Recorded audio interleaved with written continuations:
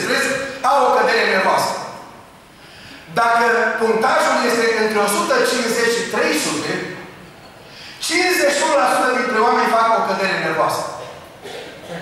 Dacă punctajul trece peste 300, 80% din oameni au o cădere nervoasă. Acum, am luat tragediile care au venit peste Iov. Tragediile care au venit peste Iov merg atât de departe, încât după toată teoria psihologică trebuia să nebunească pe loc. În momentul acela trebuia să nebunească mintea, să nebunească pe loc. Sunt așa de mari tragedii. Dar totul este în lumea văzută. Iov nu știe ce se întâmplă dincolo. Dragilor, Iov nu știa ce știm noi. Iov nu știa ce ne spune Biblia în capitolul 1 de la versetul 6. De la versetul 6, Biblia ne deschide perspectiva lumii nevăzute. Dumnezeu pentru noi dă la o parte draperia care desparte lumea văzută de lumea nevăzută. Iov nu știa despre asta. Iov este doar aici limitat la lumea aceasta și se trezește cu toate aceste nenorociri și nu știe de unde. De ce? Ascultați ce se spune despre lumea nevăzută. Fiul lui Dumnezeu a venit într-o zi de s-a înfățișat înaintea Domnului și a venit și Satana în mijlocul lor. Fiul lui Dumnezeu, prezentați aici, sunt Îngerii lui Dumnezeu. Îngerii lui Dumnezeu s-au adunat într-o zi înaintea lui Dumnezeu ca să dea raport de lucrarea lor. Îngerii sunt slujitori al lui Dumnezeu care primesc din partea lui Dumnezeu misiuni, lucrări speciale și Biblia ne spune că fiecare om are un înger păzitor. Fiecare om are un înger și Biblia spune Îngerul Domnului tărbărește în jurul celor ce se tem de el și scapă din primejdii. Îngerii sunt slujitori al lui Dumnezeu pentru a împlini planul lui Dumnezeu. Și într-o zi se adună toți, este o mare adunare a îngerilor lui Dumnezeu înaintea lui Dumnezeu. Și acum Biblia ne spune că apare și un personaj ciudat, Satana. Satana care înseamnă nici mai mult, nici mai puțin decât adversarul, vrăjmașul. Apare, asta înseamnă Satana, adversarul, vrăjmașul. A venit și Satana în mijlocul lor. Și Domnul i-a zis Satana, de unde ești? Și Satana răspunde, de la cutreierarea pământului și de la plimbarea care am făcut-o pe el. Răspunsul Satanei este atât de reclam că dacă am știut atât, am zice că este cel mai pasionat turist. Se duce așa să se plimbe, să vadă toate locurile de pe glob. Să nu rămână loc nevăzut. De la plimbarea care am făcut-o, cu treierarea pământului și m-am plimbat. Așa, m-am dus să văd locuri frumoase. Numai că Dumnezeu vrea să scoată aici la lumină pentru noi lucruri care sunt în lumea nevăzută, dar care influențează ce se întâmplă în lumea vizibilă. Așa că Domnul a zis Satanei, ai văzut pe robul meu Iov? Nu e nimeni ca el pe pământ. Este un om fără prihană și curat la suflet care se teme de Dumnezeu și se abate de la rău. Dacă te-ai plimbat pe pământ, cumva l-ai întâlnit și pe Iov, pe robul meu? Și Satana spune, i-am făcut de mult fișa. L-am studiat de mult. L-am observat de multă vreme. M-am uitat de multă vreme la el. Știu totul despre el. Satana a răspuns Domnului, oare degeaba se teme Iov de Dumnezeu? Nu l-ai ocrotit tu pe el, casa lui și tot ce este a lui? Ai binecuvântat tot lucrul mâinilor lui și turmele lui acopăr țara? Iov știe exact ce se întâmplă în casa, Satana știe ce se întâmplă în casa lui Iov, ce se întâmplă cu turmele lui Iov, știe exact toate lucrurile. Pentru că Apostolul Petru ne spune mai târziu în Noul Testament că Satana, diavolul, dă târcoale ca un leu căutând pe cine să înghită. Satana dă târcoale să înghită, nu-i turist. Este unul care vrea să distrugă. Este un personaj care vrea să nimicească. Așa că îi spune Domnului, l-am văzut de mult, dar am o problemă. Îl ocrotesc ocrotești tu? Nu l-ai ocrotit tu pe el casa lui și tot lui? Acum, în original, nu l-ai ocrotit tu. Textul spune, n-ai ridicat o zi de protecție în jurul lui, a casei lui și a tuturor lucrurilor pe care le are el. Iov este înconjurat de o zi de protecție ridicat de Dumnezeu și diavolul nu poate trece dincolo de zi. L-am văzut, dar l-am văzut numai prin gard. L-am văzut numai prin gard, dar n-am putut intra la el. Pentru că e păzit de tine. Un adevăr extraordinar pe care spune Biblia aici, copiii lui Dumnezeu sunt înconjurați de zidul de protecție a lui Dumnezeu. Binecuvântat să fie Dumnezeu. N-am putut să mă duc. Dar dacă mi-ai dat voie, îți spun eu ceva. Și acum vreau să fiți atenți. Știți ce spune diavolul? Diavolul spune așa. Nici tu ca Dumnezeu nu ești cinstit, că Iov nu te slujește din convingere. Nu este credința lui absolută și convingerea lui. Iov te slujește din interes. Iov este ca un fel de mercenar.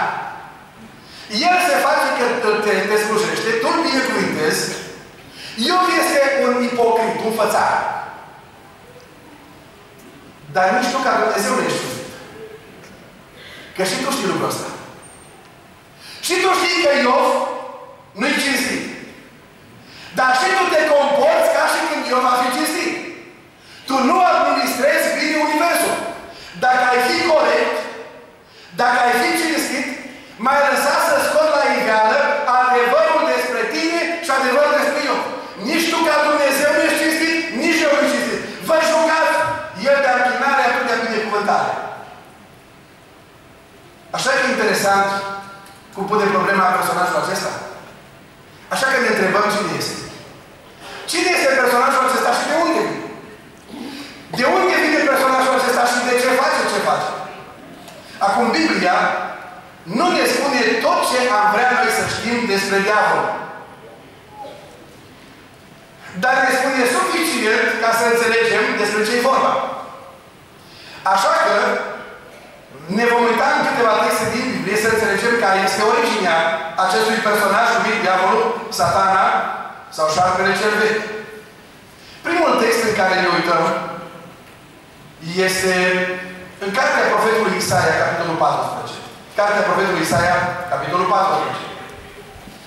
Aici, în contextul în care Dumnezeu prezintă căderea Babilonului, în contextul profeției despre căderea Babilonului, Dumnezeu ne deschide fereastra să vedem cum a avut loc o altă cădere.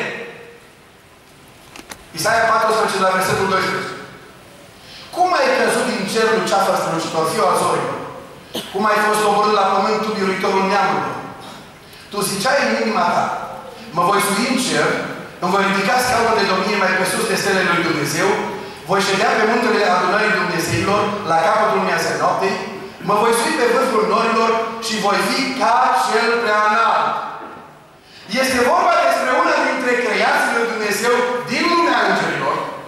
E vorba despre un înger care, la un moment dat, s-a uitat la el, s-a uitat la Dumnezeu, s-a uitat la lumea îngerilor și a spus: de ce să mă închin eu lui Dumnezeu? De ce să dau eu slavă lui Dumnezeu? N-aș putea răspunde lucrurile. N-aș putea să fac ceva, să-L detronez pe Dumnezeu și să mă întronez pe mine. Să iau eu locul lui Dumnezeu. Și Dumnezeu spune, când s-a petrecut lucrul acesta, Dumnezeu l-a aruncat din cer, l-a zvârlit pe pământ. Dar a fost aruncat în locuința morților, în adâncimile pământului. Întoarceți-vă rog la Ezechiel 28. Ezechiel, cartea profetului Ezechiel 28.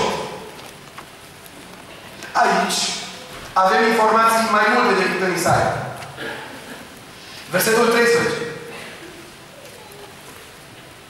Stăteai înainte în grădina lui Dumnezeu și erai acoperit cu tot felul de pietre scumpe, cu sardonic, cu topaz, cu diamant, cu hrisolit, cu onix, cu iaspis, cu safir, cu rubin, cu smaragd, cu aur, timpanele și flautele erau slujba ta, pregătite pentru ziua când ai fost făcut. Erai un heruvim ocrotitor, cu aripile întinse. Te pusesem pe muntele cel sfânt al lui Dumnezeu și umblai în mijlocul pietrelor scânteietoare. Ai fost fără prihană în căile tale din ziua când ai fost făcut, până în ziua când s-a găsit nelegiuirea în tine. Versetul 17. Ți s-a îngânfat inima din pricina frumuseții tale, ți-ai stricat înțelepciunea cu strălucirea ta. De aceea te arunc la pământ și te dau priveliște împăraților. Aici, profetul ne spune că Lucifer era heruvim. A avut o poziție privilegiată în lumea îngerilor, o poziție de comandă. Îngerii lui Dumnezeu sunt organizați. În organizarea aceea, Lucifer era heruvim. Era creat de Dumnezeu cu o frumusețe absolut inimaginabilă pentru noi. Și Biblia ne spune că în slujba lui erau instrumentele muzicale. De aici unde trag concluzia că era dirijorul corului și a orchestrei de îngeri. Și când a văzut că la bagheta lui se ridică mii și mii de îngeri și cântă, și când a văzut ce influență are el și cât de frumos, s-a uitat și a spus: dar de ce să-i cânt eu lui Dumnezeu? Că nu pot cânta mie. Și a hotărât să-L detroneze pe Dumnezeu. Acum Apocalipsa, capitolul 12, ne spune cum a hotărât. A declanșat un război în cer. Apocalipsa 12. A declanșat un război în cer. Apocalipsa 12, la versetul 3. În cer s-a mai arătat un alt semn, iată s-a văzut un mare balaur roșu, cu 7 capete, 10 coarne și 7 culuni împărătești pe capete. Cu coada trăgea după el a treia parte din stelele cerului și le arunca pe pământ. Continuând la versetul 9.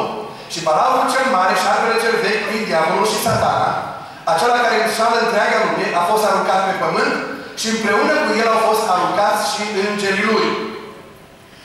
A declanșat un război împotriva lui Dumnezeu și a antrenat în războiul acesta, conform versetului 4, o treime din numărul tuturor îngerilor creați. Acum, îngerii au fost creați cu număr fix. Îngerii nu se înmulțesc. Dar din numărul mare a îngerilor, o treime au fost angrenați în acest război. Să-L detroneze pe Dumnezeu. În momentul acela, ființa aceasta, heruvimul acesta strălucitor, a devenit întunecată, ființa aceasta a devenit șeful întunericului. A devenit cea mai stricată făptură din univers. Și Biblia ne spune că Dumnezeu l-a trimis pe Arhanghelul Mihail. Mihail a biruit în bătălia aceasta, nu Dumnezeu s-a luptat cu el. S-a luptat cu un alt înger, Arhanghelul Mihail. A biruit, l-a biruit în cer. Și toți îngerii care au fost cu Satana, cu Lucifer, au fost aruncați pe pământ și populează pământul ca și demon, duhuri necurate, împreună cu șeful lor. Au venit pe pământ și acum spune versetul 10. Și am auzit în cer. Și balaurul cel mare, șarpele cel vechi lui diavol și satana, acela care înșală întreaga lume, a fost aruncat pe pământ și împreună cu el au fost aruncați și îngerii lui. Și am auzit în cer un glas tare care zicea: acum a venit mântuirea și împărăția Dumnezeului nostru și stăpânirea Hristosului Lui, pentru că pârâșul fraților noștri, care zi și noapte îi părea înainte lui Dumnezeu, a fost aruncat pe pământ. Ei l-au biruit prin sângele mielului și prin cuvântul mărturisirii lor și nu și-au iubit viața până la moarte. De aceea bucurați-vă ceruri și voi care locuiți în ceruri. Vai de voi, pământ și mare, căci diavolul s-a coborât la voi cuprins de o mânie mare, fiindcă știe că are puțină vreme. A fost aruncat pe pământ și acum pornește la atac împotriva oamenilor creați de Dumnezeu. Și Biblia spune: vai de voi, pământ și mare! S-a coborât diavolul să vină la voi și să caute să vă nimicească viitorul și speranța. Să vă distrugă. Și îl găsim prima dată în grădina Edenului și a distrus viitorul și speranța lui Adam și Eva. I-a înșelat. Înșală întreaga lume. Are o paletă de metode de a înșela. De la credință falsă, de la negarea lui Dumnezeu, de la tot felul de lucruri pe care le face, până la lovituri și suferințe, la cataclisme, diavolul are o paletă întreagă de a înșela oameni. Dar să impun câteva precizări. 1. Oricât ar fi de furios diavolul, El nu este Dumnezeu. El nu este atotputernic. Dumnezeu rămâne Dumnezeu. 2. Diavolul nu este atotștiutor. Este o ființă supranaturală, vicleană, este o ființă care are planuri satanice, dar nu este atotștiutor. 3. Nu este atot prezent. Doar Dumnezeu este atot prezent și atot știutor. Diavolul nu este atot prezent și nu este atot știutor. N-are toată puterea în cer și pe pământ. 4. Este sub autoritatea lui Dumnezeu. Dumnezeu i-a dat limite. Dumnezeu i-a pus bariere. Cât poate face și ce poate face.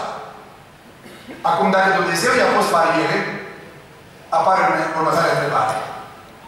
Atunci, de ce de Dumnezeu voie să-i atace pe oameni? Dacă Dumnezeu i-a pus bariere și Dumnezeu e mai Dumnezeu, de ce îi dă voie să atace oameni?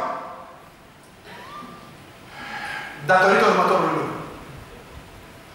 Când Dumnezeu l-a așezat pe om în grădina Edenului, i-a spus: din pomul acela a cunoștinței binului și răului să nu mănânci, pentru că în ziua în care vei mânca din el, vei muri negreșit. Când Adam a mâncat din rodul acelui pom, Adam a deschis ușa pentru cel rău să intre în omenire. Adam era protejat. Așa cum noi avem zidul de protecție al lui Dumnezeu, numai că Adam a deschis ușa. A deschis ușa să cunoască răul din punct de vedere experiențial. Până era pomul cunoștinței bine și răul acolo, omul a fi cunoscut răul prin revelație, nu prin experiență. Când a mâncat din rodul acela, a deschis ușa experiențial să cunoască răul pe experiența lui, pe pielea lui. Cum să explicăm lucrul acesta? Câți dintre dumneavoastră ați avut vreodată piatră la rinic? Mâna sus și cu piatră la rinic. Ce puțin suntem. Să vă păzească Domnul pe ceilalți. Acum, cei care avem pietre la rinic, vă putem spune celorlalți cât e de dureroasă codica renală. Cât e de cumplită, că e durere insuportabilă. Acum, cum ar fi să zici, mi-ar place să o experimentez și eu? Ți-ar place să o experimentezi? Așa e că ai fi nebun. Așa e că regrezi pe ceilalți care au experimentat-o? Dacă îi spui copilului tău, nu pune mâna pe plită că arde. Și copilul tău vrea să experimenteze arsura, vrea să cunoască experiențial. Acum, proverbul românesc spune că omul deștept învață pe pielea altă. Cel prost nu învață nici pe pielea lui. Dragilor, Adam a deschis ușa să cunoască răul experiențial. În clipa aceea, pentru el și pentru toți urmașii lui. I-a dat voie celui rău să vină și să ne facă parte de cunoștința experiențială a răului. Și pentru că Adam a deschis ușa, a deschis ușa pentru toți urmașii lui. Toți cei care ne-am născut în firea adamică, în umanitatea adamică, toți suntem în această lume în care cel rău are acces la noi. Și Dumnezeu este drept și dacă Adam i-a deschis ușa, Dumnezeu l-a lăsat pe Adam și urmașii lui să experimenteze. Plata păcatului este moartea. Și moartea vine în multe feluri, cu multă suferință, cu multe necazuri, multe tragedii. Acum, în această lume în care i-am deschis ușa, în această lume este și Iov. În această lume vine cel rău și când vede că Dumnezeu te protejează, cel rău îi spune, îl provoacă pe Dumnezeu în fața întregului cer, în fața cosmosului. Îl provoacă și spune, nu ești cinstit. Dacă îl lași pe cutare, pe mâinile mele, îți dovedesc că tu știi că omul acela nu te iubește, că nu crede în tine, că nu te ascultă, ci s-a pocăit din interes. Ați auzit expresia aceasta de-a lungul anilor? Să duc la pocăiți, că se pocăiesc din interes. Dacă se duc la pocăiți, se pocăiesc din interes. Ferească Dumnezeu că aceia nu-s pocăiți. Dacă cineva se pocăiește din interes, Dumnezeu știe, diavolul știe, tu știi și va veni ziua când se va dovedi că a fost doar o înșelătorie. Și acum, în fața întregului univers, diavolul îl provoacă pe Dumnezeu și spune, ești necinstit. Tu știi că eu nu cred în tine. este doar interesant. Iov este un fățarnic, este un șmecher. Este un abil. Dacă tu ești Dumnezeu și te pretinzi că ești drept, lasă-mă să scot adevărul la lumină. Dă-mi pe mână și scot adevărul la lumină. Dacă le iau toate de la el, sunt convins că te va blestema în față. Și ce urmează este înfiorător. Dumnezeu spune, îți dau voi să scoți la lumină. Să scoți adevărul la lumină. Nu vi se pare ciudat că șeful întunericului vrea să scoată la lumină? Șeful întunericului vrea să scoată la lumină. Și Dumnezeu spune, da, ai permisiune mea, scoate la lumină. Eu nu știu nimic de toate astea. Și într-o zi vin toate nenorocirile acestea. Vin toate nenorocirile unele peste altele. Dragii mei, în momentul acesta se întâmplă ceva extraordinar. Toți îngerii lui Dumnezeu se uită la Iov. Îngerii nu sunt atosfiutori. Îngerii nu știu toate lucrurile, doar Dumnezeu nu știe toate. Tot iadul, toți demonii se uită la Iov. Acum, în această demonstrație, Satana va dovedi că Dumnezeu e mincinos și Iov e mincinos. Sau se va dovedi că Satana e mincinos, Dumnezeu este sfânt și drept. Și Iov este copilul lui Dumnezeu. Ne spune Apostolul Pavel în 1 Corinteni 4 că Dumnezeu a îngăduit ca apostolii să fie o priveliște pentru lume, pentru îngeri și pentru oameni. Cuvântul tradus acolo priveliște este spectacol. Dumnezeu îngăduie să existe spectacole cosmice în care tot cerul și tot iadul se uită să vadă cine are dreptate. Și acum vă rog să vă imaginați următorul lucru. Imaginați-vă că Iov ar fi jos aici, în față, și te uiți de la balcon și uităm de aici, uităm de la acolo la Iov. Toți cei din lumea nevăzută știu. Iov nu știe nimic. Oare ce va face Iov? Îl va blestema pe Dumnezeu sau nu va blestema? Îngerii nu știu, demonii nu știu, doar Dumnezeu știe.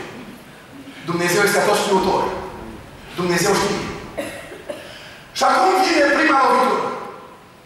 Vă rog să vă uitați și să vă imaginați că l-aveți pe Iov în fața ochilor. Vine primul sol. Și îi spune lui Iov următorul lucru. Voi arau, măgărițele pășteaului de ei. S-au aruncat niște saveieni asupra lor și i-au luat. Au trecut pe slujitori prin asculțișul săbii. Numai eu am scăpat ca să dau de știri. Te uiți la fața lui Iov și te uiți la mimica lui. Și vezi cum dintr-o dată totul părește. Albește. Când aude de tragedia aceasta, reacția psihosomatică este teribilă. Și îngerii se uită să vadă oare ce va urma. Și demonii se uită să vadă ce va urma. Și vine altul și spune, niște focul lui Dumnezeu a venit din cer. Și ți-a distrus toată turma de oi și toți slujitorii. Și reacția este mai adâncă și mai profundă. Și vine celălalt și spune niște haldei. Ți-au luat cămine și ți-au omorât slujitorii. Și Iov este atât de copleșit și este distrus. Și se uită îngerii, se uită demonii să vadă ce va urma de acolo. Și vine al patrulea și spune ceea ce pare a fi o victoria de grație. A venit o tornadă și toți copiii tăi au murit. Imaginează-ți de 10 sicrie dintr-o dată. Imaginează-ți cei care pierdut pe cineva. Cât e de dureroasă lovitura aceea. În momentul acela, oare ce mai ieși din gura lui Iov? Nu știu nici îngerii, nu știu nici demonii, știe doar Dumnezeu.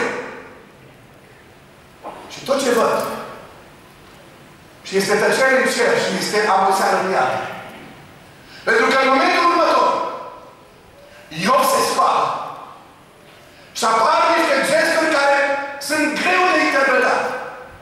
Mai întâi sfârșit hainele. Semnul cel mai cumplit de durere. Nu se poate mai dureros de atâta. Își sfârșit hainele. Își taie părul. Dar mai mult îl smulge decât îl taie. Este semnul că nu mai are niciun fel de glorie, nu mai are niciun fel de slavă. Că nu mai are nimic.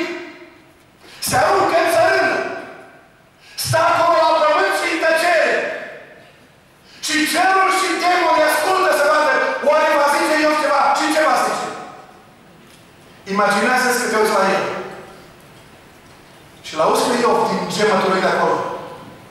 Că își deschide gura. Și rostește cu durerea aceea de om în care se rupe totul. Și din durerea aceea spune, Domnul a dat. Domnul a luat. Și se oprește. Și tăcere în cer. Oare ce va ieși? Oare va blestema pe Dumnezeu sau nu? Și după câteva clipe de tăcere, de suspans, iese fraza următoare. Binecuvântat să fie numele Domnului! Dragilor, în momentul acela, tot cerul a sărit în sărbătoare. Îngerii lui Dumnezeu au început să cânte, acelui care stă pe scaun de domnie, să fie slava și cinstea. Dumnezeu e adevărat. Dumnezeu are dreptate. Dumnezeu cunoaște. Dumnezeu guvernează. Iov este adevărat copil al lui Dumnezeu. În momentul acela, iadul a anunțit.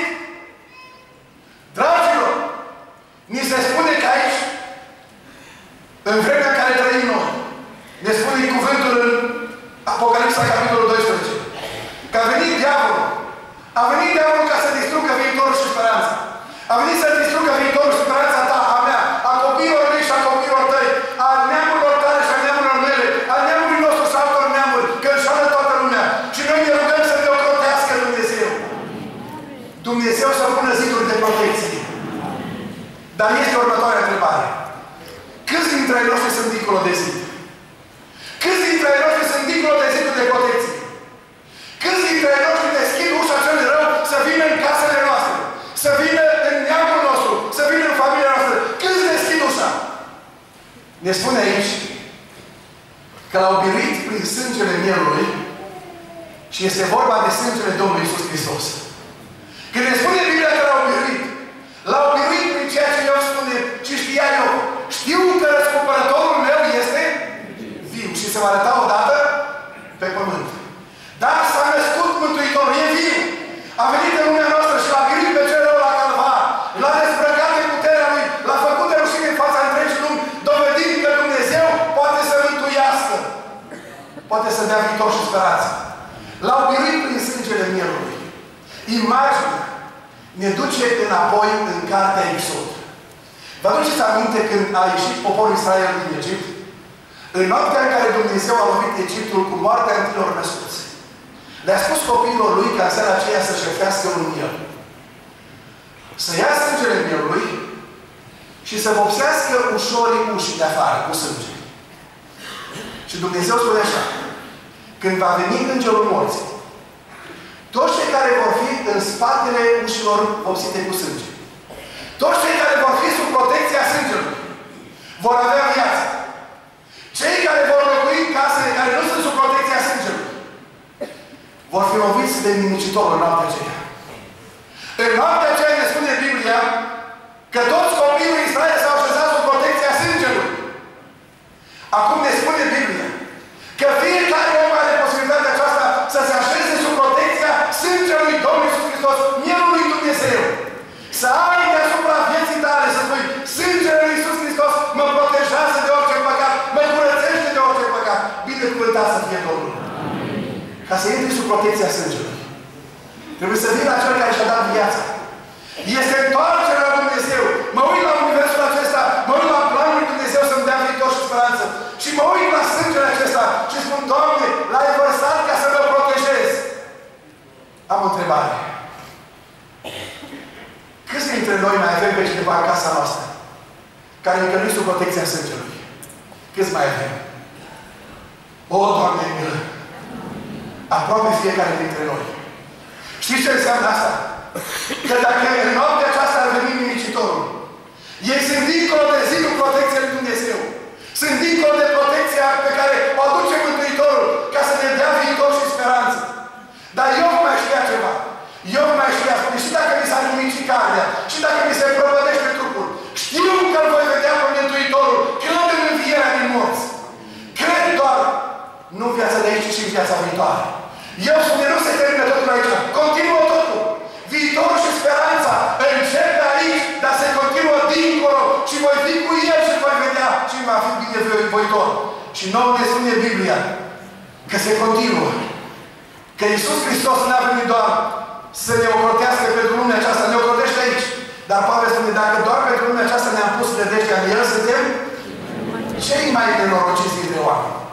Dacă nu există nimic dincolo, dacă tot